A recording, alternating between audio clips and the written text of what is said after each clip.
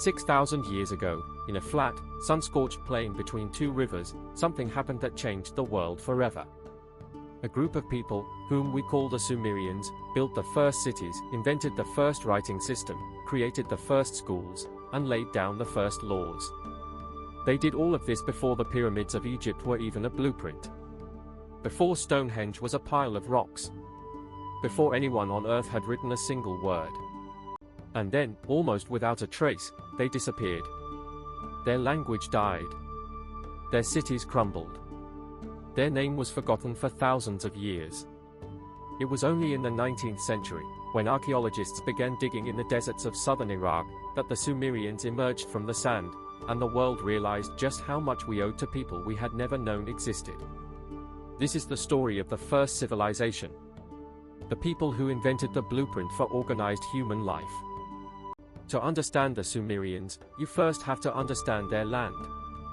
Southern Mesopotamia, the region between the Tigris and Euphrates rivers, was not an obvious place to build a civilization. The rivers flooded unpredictably. The soil was rich, but the climate was harsh. Summers were scorching, winters cold, and rain was scarce. But the Sumerians saw what others did not. They saw that the river deposits created incredibly fertile soil, some of the most productive agricultural land on Earth. And so they did something revolutionary. They dug irrigation channels. They built canals. They tamed the rivers. This was not a small achievement. It required coordinated labor, planning, and engineering, skills that had never been needed at this scale before. And it changed everything. Suddenly, one farmer could produce far more food than his family needed. That surplus freed people from the fields. Some became artisans. Others became priests, scribes, merchants, soldiers. The seeds of specialization, the foundation of all civilization, were planted in the mud of southern Iraq. By around 3500 BCE, something extraordinary had happened. The small farming villages of southern Mesopotamia had grown into the world's first true cities. The greatest of them was Uruk, a walled metropolis that may have housed up to 80,000 people at its peak. To put that in perspective, no other place on Earth had a city that large for another 2,000 years. Uruk was not just big. It was complex. It had monumental temples, administrative buildings, workshops, markets, and residential quarters. It had a bureaucracy that tracked grain stores, livestock, and labor. It had priests who interpreted the will of the gods and rulers who organized public works. It had social classes, rich and poor, free and enslaved. And Uruk was not alone. Across southern Mesopotamia, dozens of city-states arose: Ur, Eridu, Lagash, Nippur, Shuruppak. Each was an independent political unit, with its own ruler, its own patron deity, and its own identity. They traded with each other. They warred with each other. They worshipped at each other's temples. This was the world's first urban landscape, a network of cities connected by commerce, religion, and competition. The city of Ur would later become one of the most magnificent places in the ancient world.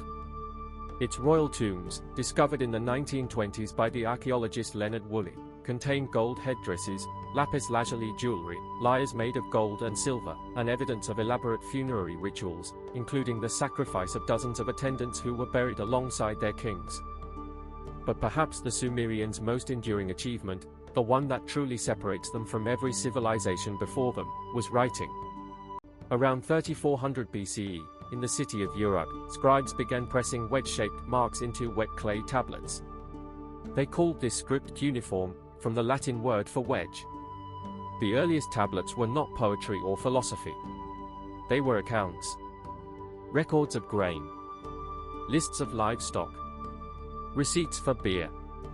It was bureaucracy that gave birth to literature, a fact that might surprise anyone who has struggled through a tax return. But once writing existed, it took on a life of its own. Within a few centuries, cuneiform had expanded from simple accounting to complex thought. Scribes recorded laws, hymns, myths, medical prescriptions, astronomical observations, and mathematical tables. For the first time in human history, knowledge could be stored outside the human mind. Ideas could travel across space and time. A teacher in Ur could send a lesson to a student in Lagash. A story told 1,000 years ago could be read by someone who had never met the author. Writing transformed Sumerian society. It created a new class of specialists, the scribes, who held enormous power because they controlled the flow of information.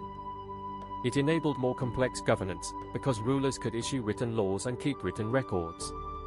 And it gave rise to the world's first libraries, collections of tablets stored in temple archives, containing the accumulated knowledge of a civilization. The Sumerians were also brilliant mathematicians. They developed the sexagesimal system, a number system based on 60. It might seem like an odd choice. Why 60? We will probably never know for certain. But the consequences of that choice surround us every day. When you look at a clock and see 60 minutes in an hour, you are using Sumerian mathematics. When a navigator measures a circle as 360 degrees, that is Sumerian. When you divide an hour into 60 minutes and a minute into 60 seconds, Sumerian, Sumerian, Sumerian. The base 60 system was not arbitrary. 60 is a highly composite number. It can be divided evenly by 1, 2, 3, 4, 5, 6, 10, 12, 15, 20, 30, and 60. This made it extraordinarily practical for trade, measurement, and division. A merchant could divide 60 shekels of silver into halves, thirds, quarters, fifths, or sixths without a fraction. It was elegant mathematics for a practical people. Sumerian astronomers charted the movements of the sun, moon, and 5 visible planets. They developed a lunar calendar of 12 months, periodically adjusted with an extra month to stay aligned with the seasons. They identified constellations and tracked their movements across the sky. Much of what later Babylonian and Greek astronomers built upon had its roots in Sumerian observation. The Sumerians did not just record facts. They told stories. And their greatest story, the Epic of Gilgamesh, is the oldest work of literature in the world. Gilgamesh was a king of Uruk, part god, part man, who ruled around 2700 BCE. The epic tells of his friendship with the wild man Enkidu, their battle against the monster Humbaba, and Gilgamesh's desperate quest for immortality after Enkidu's death.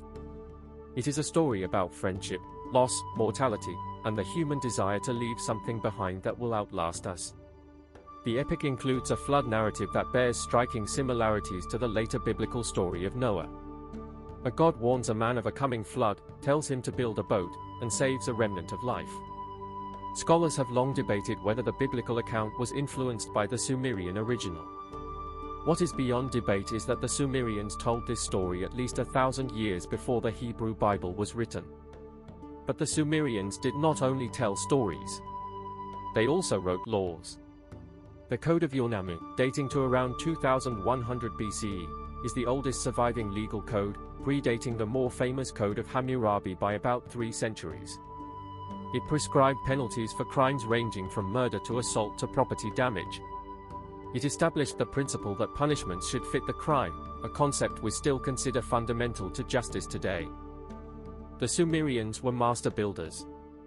Their most iconic structures were ziggurats, massive stepped platforms of sun-dried brick that rose above the flat Mesopotamian landscape like artificial mountains. Each city had its own ziggurat, dedicated to its patron deity. The ziggurat of Ur, built around 2100 BCE, stood over 30 meters high and measured roughly 60 by 45 meters at its base.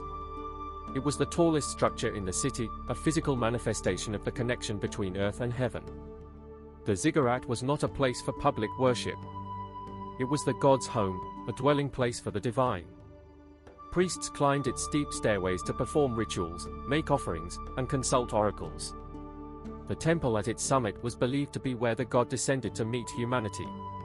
But the Sumerians' greatest engineering feat was invisible. Beneath the soil of southern Mesopotamia lay an intricate network of irrigation canals, thousands of kilometers of channels that distributed water from the Tigris and Euphrates across the agricultural plain. This infrastructure required constant maintenance, coordinated by the temple bureaucracies and the city rulers. It was, in many ways, the first public works project, and it sustained a civilization for millennia. The Sumerian city-states did not fall to a single enemy. They declined gradually, weakened by internal rivalries, shifting trade routes, and the growing power of their Semitic-speaking neighbors. Around 2334 BCE, a man named Sargon, a cupbearer who rose to power through ambition and military genius, conquered all of Sumer and created the Akkadian Empire, the first empire in recorded history. The Sumerians fought back. The third dynasty of Ur, founded around 2112 BCE, saw a remarkable Sumerian renaissance, a revival of literature, art, and architecture. The Great Ziggurat of Ur was built during this period. The most complete versions of the Epic of Gilgamesh were composed. It was a last flowering of a civilization that had already begun to fade. By around 2000 BCE, the Sumerian language was dead, replaced by Akkadian and its dialects. But it did not disappear entirely. For over 2,000 years after its death as a spoken language, Sumerian continued to be used as a scholarly and liturgical tongue, like Latin in medieval Europe. Priests studied it. Scribes learned it. The oldest texts in human history were preserved because someone, somewhere, still cared enough to copy them. And the legacy? It is everywhere. Our 60-minute hours. Our 360-degree circles. Our tradition of written law. Our concept of the city as a center of civilization.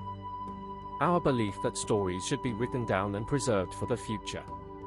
All of it traces back to a handful of cities on a floodplain in southern Iraq, where people who called themselves the Black-Headed Ones, the Sagar, built something that has never been undone. The Sumerians did not merely create a civilization. They created the idea of civilization itself. And 6,000 years later, we are all still living in the world they built.